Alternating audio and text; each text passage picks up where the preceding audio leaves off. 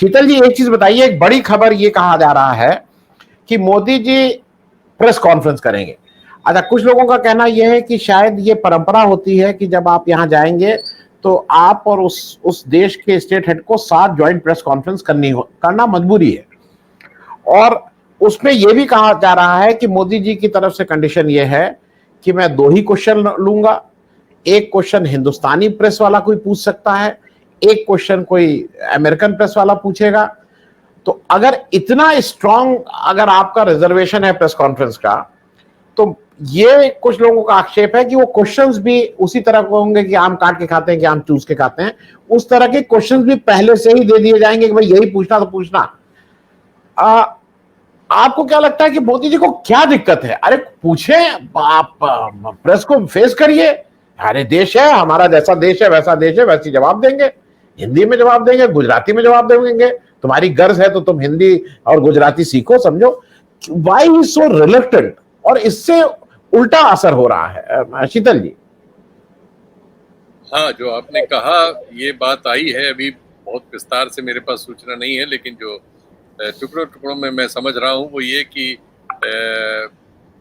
हमारे प्रधानमंत्री और बाइडेन साहब प्रेस का सामना करेंगे, लेकिन उसकी सीमा तय है। हमारे प्रधानमंत्री सिर्फ 2 ही सवाल लेंगे, एक किसी भारतीय पत्रकार से और एक कोई पश्चिमी पत्रकार से, अमेरिकी पत्रकार से, आप कह सकते हैं। ऐसा बिल्कुल हो सकता है कि दोनों ही प्रश्न पहले से तय हो। कम से कम एक प्रश्न तो तय होगा ही जो भारतीय पत्रकार करेगा। ज़्यादा से ज़्यादा एक प्रश्न उधर से होगा, तो वो उसको कैसे हैंडल करते हैं और वो प्रश्न क्या होता है, इससे हम आप समझ पाएंगे कि क्या वो पहले से प्रायोजित वाले कोटे का है या एक्सटेम्पोर है। वो बता देगा वहाँ का हाल। बाकी वहाँ के माहौल के बारे में बताया सतीश झा साहब ने, बहुत उसमें इम्पोर्टेंट बातें थी। खासकर वो प्रमिला जयपाल वाली जो बात है वो बहुत महत्वपूर्ण है कि अगर अमेरिका का प्रतिनिधिमंडल भारत आए और भारत में कोई एक मीटिंग हो हमारे संसदीय दल के साथ उनकी, उसमें राजनाथ सिंह साहब हों और वो कहे कि हम राजनाथ सिंह साहब से तो हैं तो नहीं बात करेंगे, ऐसा इस परिस्थिति को अब वहाँ उल्टा करके देखिए। प्रमिला जयपाल उसी तरह की परिस्थिति में वहाँ, या हमारे पार्लियामेंट में जो राज्यसभा में उपसभापति हैं, हमारे जो पत्रकार हरवंश जी कहें कि साहब हरवंश जी को अगर आप रखेंगे उसमें तो हम बात नहीं करेंगे। इस तरह की अगर परिस्थिति हमारे सामने हो तो क्या सीन बनेगा? तो ये सीन हमने वहाँ बना लिया है। ये बहुत ज़रूरी है समझना, चूँकि भारत में लोग इस बात को समझ नहीं रहे, जानते नहीं हैं कि वो है कौन, उनकी क्या हैसियत है। उनके बारे में जो ये हमारा जो IT सेल है वो ये उड़ा रहा है कि साहब जैसे आप महुआ मोइत्रा से नहीं कोई मिले तो क्या हो जाएगा, उससे केजरीवाल से नहीं मिले। अरे भाई, वो महुआ मोइत्रा या केजरीवाल बीजेपी के लोग नहीं हैं, वो तो विपक्ष के लोग हैं। ये तो डेमोक्रेटिक पार्टी की नेता हैं भाई। पहले ये इनको जानिए। तो इसलिए जो सतीश जी ने बड़ा विस्तार से बहुत ज़रूरी डिटेल बताया, उसका ये पक्ष ज़्यादा ही महत्वपूर्ण है और इसको समझना चाहिए कि क्या हम कर रहे हैं वहाँ। और जयशंकर साहब जो विदेश मंत्रालय संभाल रहे हैं उसमें वो कैसी परिस्थिति पैदा कर रहे हैं। इनके कार्यक्रम के बाद बाइडेन के लिए जो मुश्किलें होंगी, मान लीजिए बाइडेन कोई चीज़ स्कोर करना चाहते हैं मोदी से इस मीटिंग के जरिए, और यहाँ उनके सहयोगी सारे लोग जो है क्वेश्चन कर रहे होंगे दूसरे सवालों पर, जो सवाल मतलब नीतिगत है, नियतगत है, तो आप समझिए कैसी परिस्थिति बनेगी। तो कुल मिला के लेकिन चूंकि इस तरह का ही कोशिश करके फ्रांस में प्रधानमंत्री सफल रहे थे। आप जानते ही हैं कि फ्रांस में जब ये हमारा सौदा हुआ, उसके बाद सौदा लीक हो गया और उससे संबंधित इंफॉर्मेशंस वहाँ के अखबारों में और कई वहाँ की वेबसाइट्स में आने लगी, जो हमारा आयुध विमान समझौता था। लेकिन उसके बाद प्रधानमंत्री कम से कम फ्रांस की सरकार को चुप कराने में कामयाब रहे। लेकिन उसकी वजह ये हो सकती है, फ्रांस अमेरिका की तुलना में बहुत छोटा देश है, उसकी अर्थव्यवस्था भी 4 ट्रिलियन 4.5 ट्रिलियन में ही है, 4 तक ही है शायद। तो वो कोई नहीं, शायद उसकी कम है, कम है। उसकी तो पहले वो पीछे जा चुका है हमसे, वो तो जापान और जर्मनी है। हाँ, वो तो ब्रिटेन और वो तो पीछे जा चुके हैं। तो और वहाँ की ये जो इंडस्ट्री थी एविएशन की, खासकर ये पर्टिकुलर कंपनी जिससे हमने रफाल खरीदा है, ये तो बहुत ही आर्थिक रूप से संकट में थी। तो इसलिए आप कह सकते हैं कि वहाँ एक माडवाली हो गई। अमेरिका से भी हो सकती, देखिए ये सारी दुनिया कमर्शियल है, लेकिन अभी आप अमेरिका का ही दो रोल देखें। एक और वो सेक्रेटरी ऑफ स्टेट को चाइना भेजते हैं जो वहाँ के प्रेसिडेंट से मिलता है, और उसके बाद वो दोनों जो बयान देते हैं उस बयान में बहुत चापलूसी है। लेकिन उसके 2 दिन बाद बाइडन साहब एक बयान देते हैं जिसमें प्रेसिडेंट ऑफ चाइना को तानाशाह कहते हैं। तो एक नई परिस्थिति पैदा हुई है।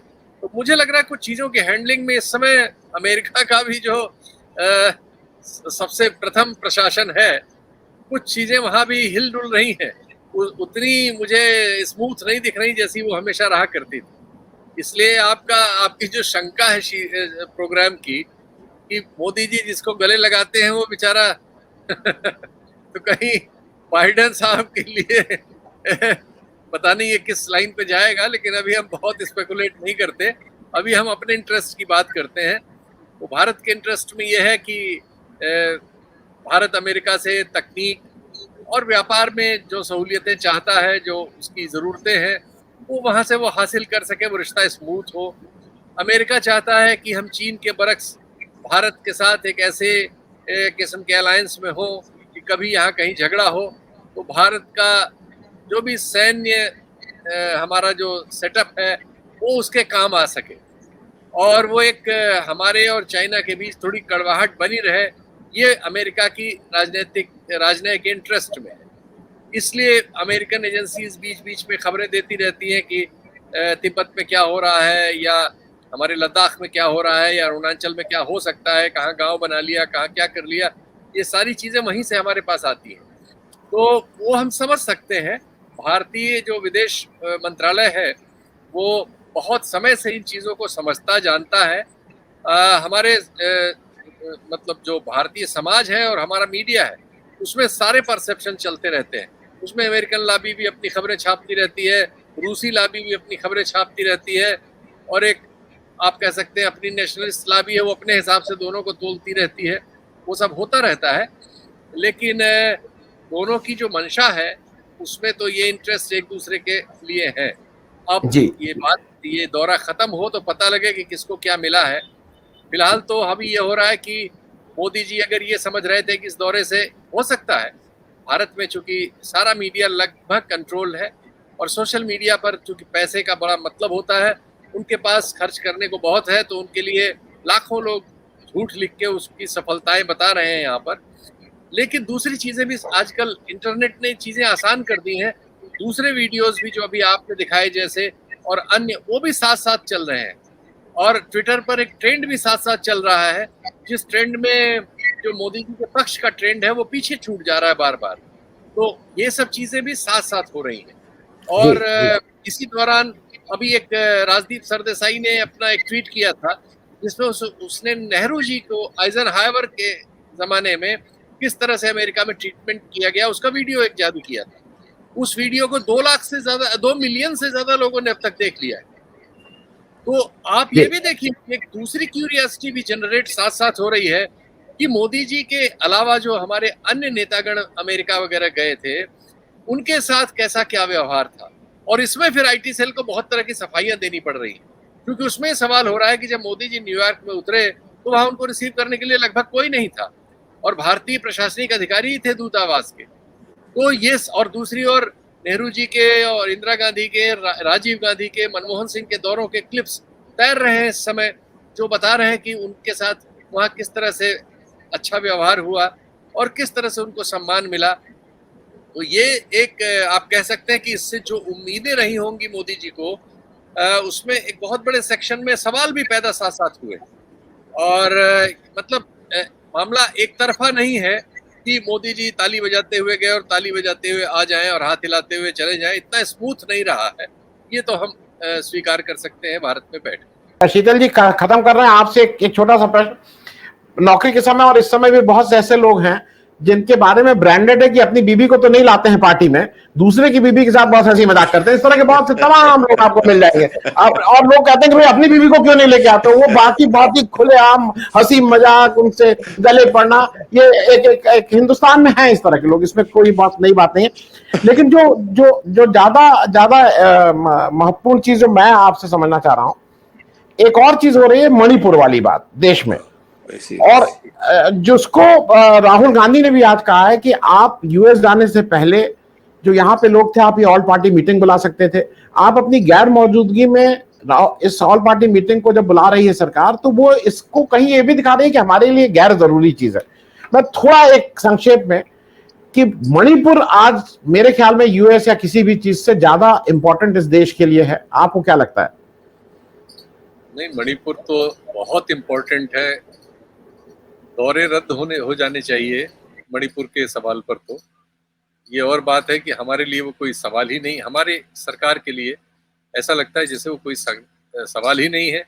वो हमारे देश का टुकड़ा है कि नहीं, ऐसा लगता है जैसे वो हमारे देश का टुकड़ा ही नहीं है। दरअसल जो व्यवहार हम दिल्ली इस समय मणिपुर के साथ कर रहा है, उससे तो ऐसा ही लगता है कि एक लायबिलिटी है, हमारे देश का हिस्सा वो नहीं। हम कुछ इस तरह से व्यवहार कर रहे हैं, और इसकी मतलब इसके पक्ष में कोई तर्क नहीं दिया जा सकता।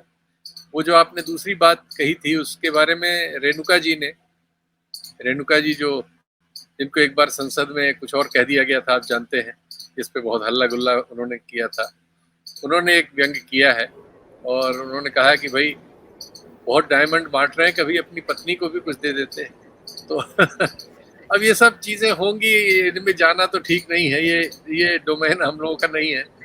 लेकिन अब दुर्भाग्य है कि इन चीज़ों पे भी बात हो रही है। लेकिन मणिपुर पर तो बात होनी ही चाहिए। इस देश को देश रहने के लिए, देशवासियों के बारे में अगर बात नहीं करेंगे तो फिर किसके लिए हम हैं? ये तो है।